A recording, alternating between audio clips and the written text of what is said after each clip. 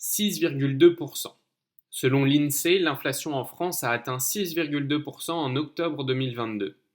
Ces derniers mois, l'inquiétude est grandissante sur ce sujet et l'impact se fait sentir sur le porte-monnaie des Français. En tant qu'investisseur, la période est particulièrement complexe sur les marchés. Ces derniers mois et dernières années ont été riches en émotions et les inquiétudes pèsent sur les cours de bourse. Après une brève présentation du concept d'inflation, nous allons nous pencher sur la question qui vous amène ici aujourd'hui: comment investir en période d'inflation?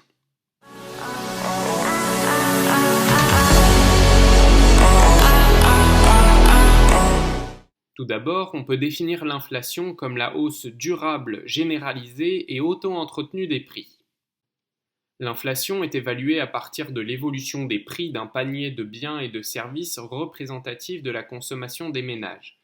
L'achat immobilier, considéré comme un investissement et non comme de la consommation, n'est pas pris en compte dans l'inflation. L'inflation a un impact direct sur le pouvoir d'achat puisque celui-ci est mesuré en calculant la différence entre la hausse des revenus et la hausse des prix. L'inflation peut provenir à la fois de facteurs externes et internes. Pour les facteurs externes, on pense à la hausse des prix des biens et des services importés, notamment les matières premières. L'impact est ressenti par la consommation directe par les ménages ou par l'intermédiaire des entreprises qui répercutent la hausse de leurs coûts sur le prix pour le consommateur.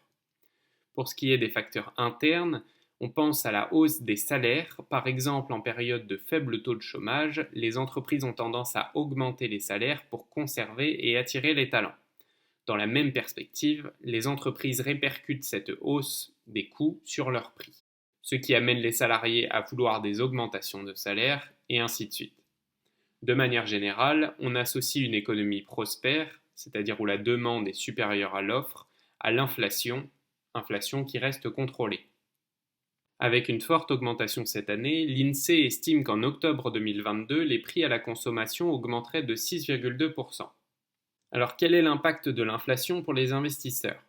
Pour schématiser concrètement, si l'inflation est de 10% par an et que mon portefeuille d'investissement a généré un rendement de 10% également, alors il n'y a pas eu d'enrichissement à proprement parler car la valeur de mon argent ou mon pouvoir d'achat est resté le même.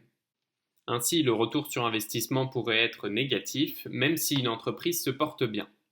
L'inflation a aussi tendance à mettre une pression haussière sur les taux d'intérêt d'emprunt et donc augmenter les difficultés potentielles des entreprises à souscrire un nouveau prêt ou rembourser les prêts en cours. Cela joue sur les perspectives d'évolution des sociétés et rend d'autant plus difficile le choix pour les investisseurs d'actions pour leur portefeuille. En considérant cette situation, comment investir en période d'inflation? Dans cette période d'incertitude, de nombreuses personnes se demandent comment agir face à l'inflation, et aujourd'hui nous allons explorer plusieurs façons d'investir en écoutant les conseils de Warren Buffett. Celui-ci nous donne deux principaux critères à respecter pour le choix des sociétés dans lesquelles investir.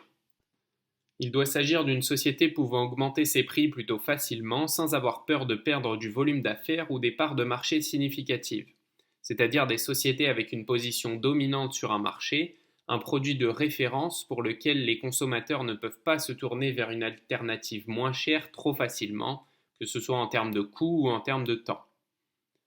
Cela est cohérent avec la stratégie d'investissement de Warren Buffett depuis toujours, c'est-à-dire de préférer une entreprise qui a un avantage compétitif.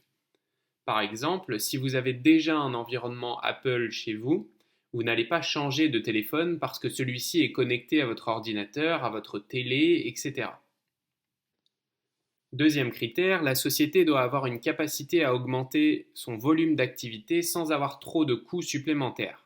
Un exemple souvent donné est celui des réseaux sociaux.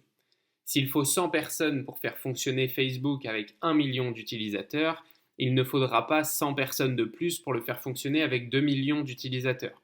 Le volume d'affaires n'est pas proportionnel au coût de l'entreprise. Elles peuvent aussi augmenter leurs revenus en augmentant le nombre de publicités montrées aux utilisateurs, et cela très facilement et rapidement.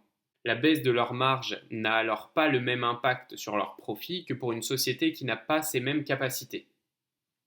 Ce n'est qu'un exemple parmi d'autres, mais c'est ce genre de critères que nous allons venir étudier.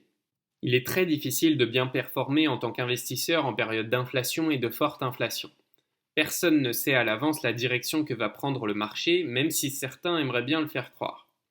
Le bilan de cette vidéo, c'est d'investir dans ce en quoi vous croyez si vous avez la capacité de pousser vos recherches, mais aussi d'investir en soi parce que c'est la meilleure protection contre la baisse de la valeur de votre argent. L'objectif d'investir en soi est alors d'augmenter ses revenus ainsi que son pouvoir d'achat par rapport à celui des autres. Avoir des rentrées d'argent régulières permettra d'investir tout aussi régulièrement et d'avoir des liquidités disponibles au moment opportun. C'est tout pour cette vidéo.